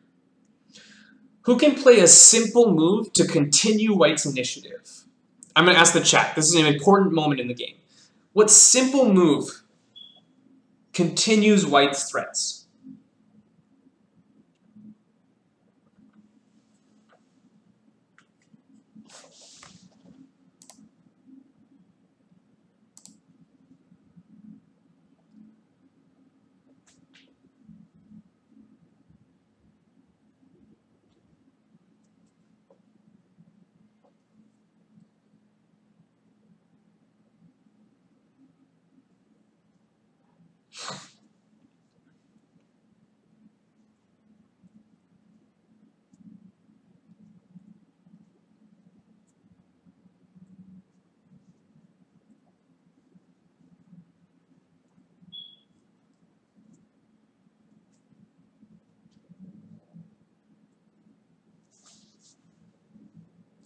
So rook e3 is an interesting move.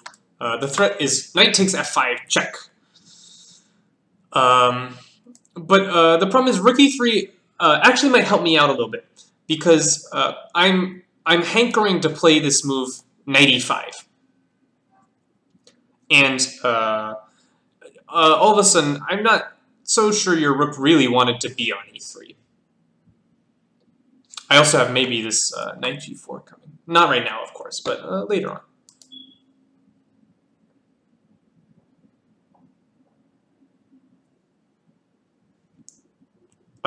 Very good, Groger12. Queen d2. It's a developing move. It gets a piece into the game, and it makes a threat. And White asks Black, hey, Black, how would you like to defend your h6 pawn?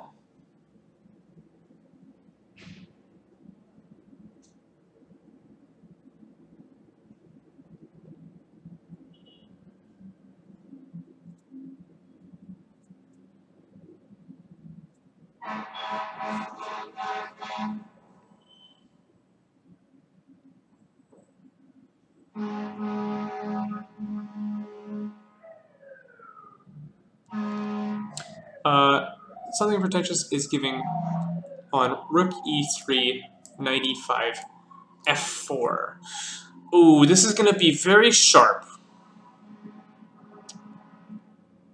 I'm wondering about this move. With a pin. Aren't I annoying? Maybe some... Well, on queen d2 I have knight... No, I'm so clever I didn't even realize I've guarded my f5 pawn. So after you guard your rook somehow, I don't know, queen d2, queen d3, no. Ooh, it's a little bit awkward to guard your rook. I think you have to play queen b3 or queen c1.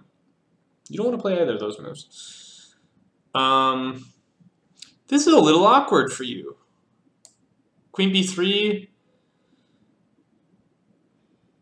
Yeah, like knight g4, right? I'm not so sold on this position. Magnus Cordelius also gave the move rook e1 here. Rook e1. Again, I think this is a slightly better move than rook e3. But again, I'll not allow any silliness, and I'll go knight e5. And I'll say, don't even think about playing knight f5. You were thinking about it, but don't think about it. But yeah, the best move here is queen d2. With an unstoppable threat. Unstoppable. You cannot save your h-pawn. This square is covered, and it tactically fucks you over on h8.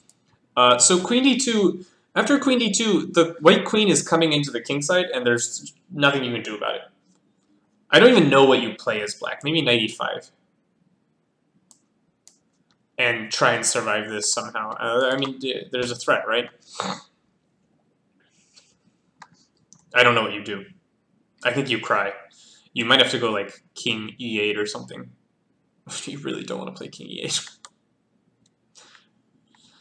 Yeah, I mean, this position is terrible. So that would have been best. Instead, the white player went with rook h3. With similar ideas to queen d2, right? He wants to win the h-pawn. But we see that he's doing it with a piece that's already been developed. And why not make... the queen d2 threat is actually even stronger. And it develops a new piece.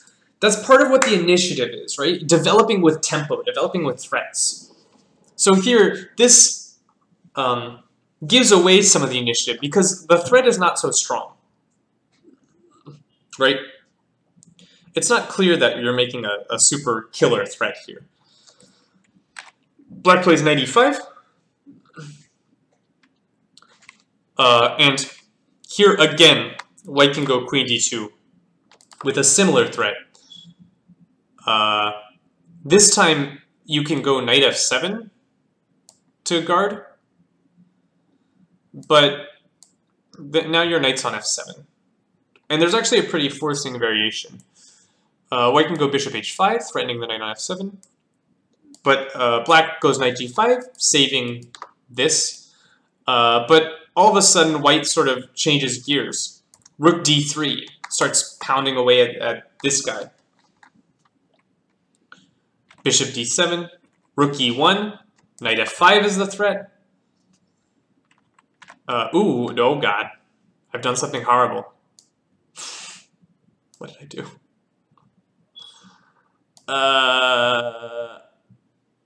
Sorry, so queen d2, knight f7, bishop h5, knight g5, rook d3, bishop d7, and you gotta develop this piece at some point. Rook e1 threatens knight f5. It's not clear how you want to deal with that. You cannot put a rook on f8 because of the fork, again. So you kind of have to go e5. And then I go rook d1 because you can't go d5 and you drop a pawn. So queen d2 is still very strong. It's a long forcing combination, but white, like you can see that white is just bullying black. Black's only move is knight f7. Black's only move is knight g5. Here black has a choice because there's no immediate threat. But black has to like develop his pieces at some point. Only move is e5, and all of a sudden you cannot guard the threats. You just can't handle it. Club can't even handle me right now. Maybe you have knight e4 here. But knight e4, you've hung your h6 pawn, which was the beginning of your problems. So, okay. After knight e5, queen d2 works again, but instead Laurent went rook e1. Hard to argue with this, although there was something so much stronger here. Just eyeing up this pin here. It's probably unwise for white to go. Actually, it's very unwise for black to take this because I take and whoops, you lose a lot. So after rook e1, black continued to develop. Bishop d7. Now white goes queen d2. But he's given black just enough time where black can put his life together. So I think black makes a very good decision here. Black can enter a very similar variation with knight f7. And we've seen this sort of position before. Although black has gained a tempo, he still has issues guarding this f5 pawn. Actually, no, black hasn't gained a tempo. This is a transposition because we played the move rook e1. I forgot. So this is a transposition. Black has to go e5, rook d1, this pawn falls. So black plays a very good move here. Instead of going knight f7 and going very, very passive, black plays the move rook on a to f8, developing his last piece.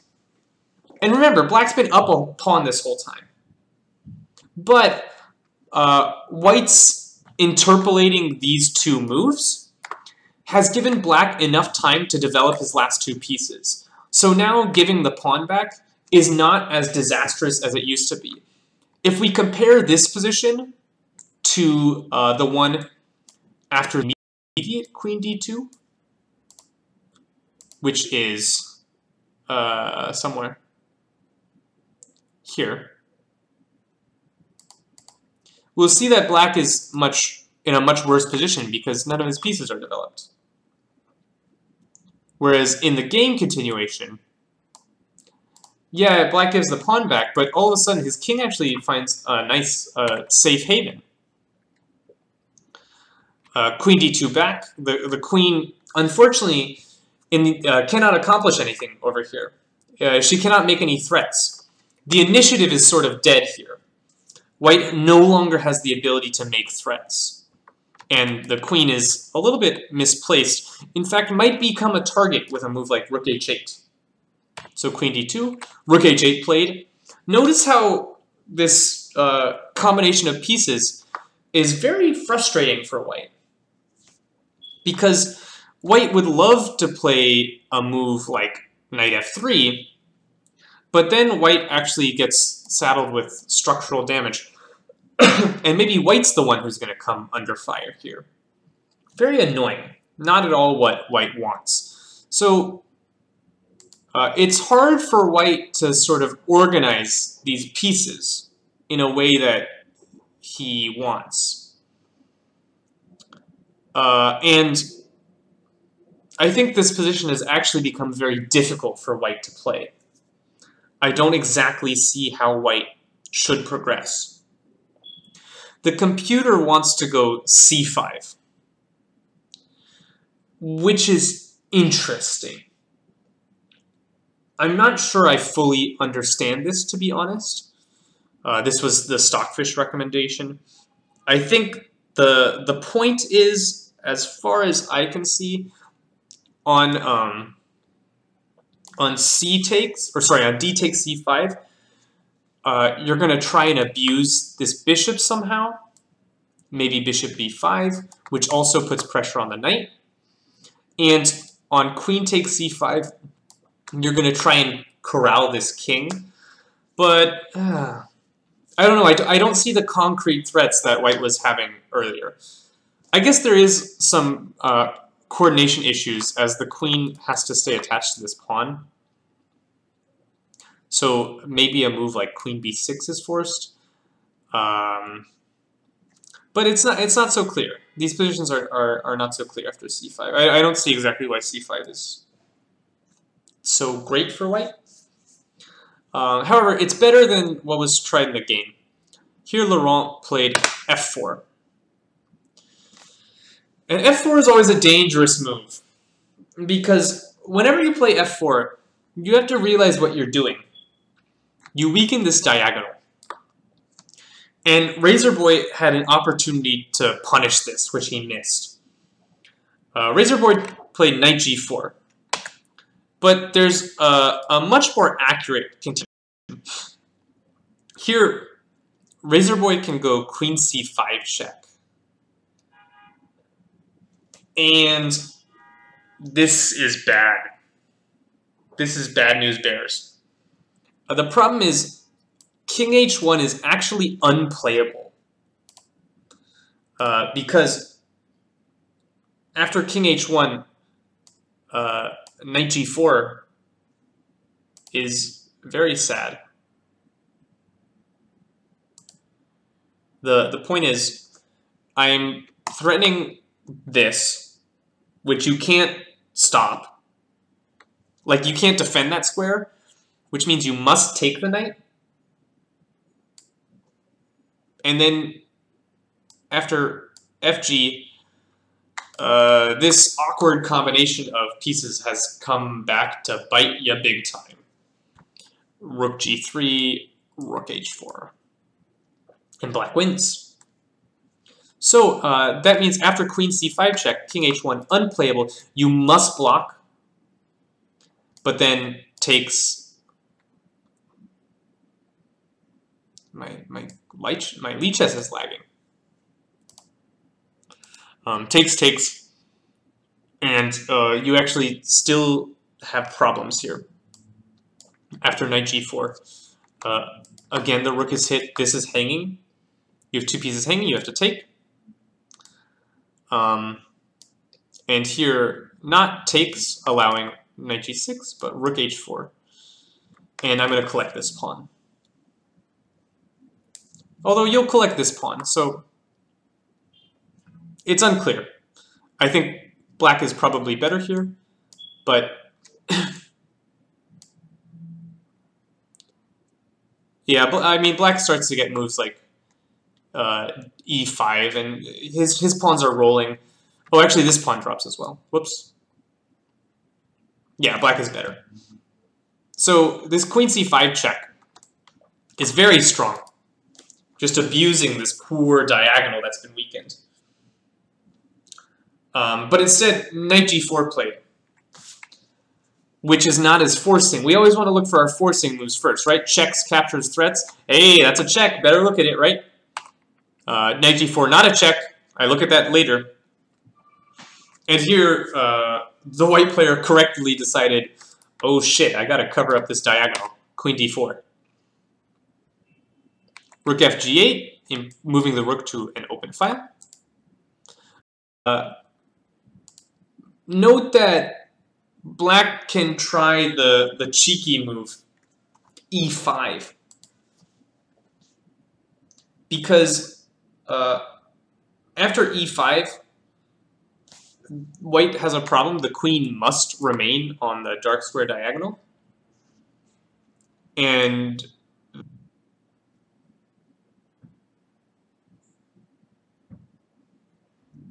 we'll see if this is better. I'm pretty sure my ISP is throttling me, which is very frustrating.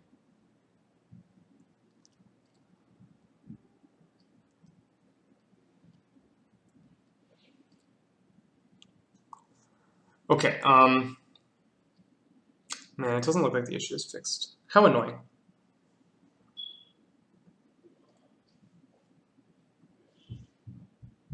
Just drop all my frames.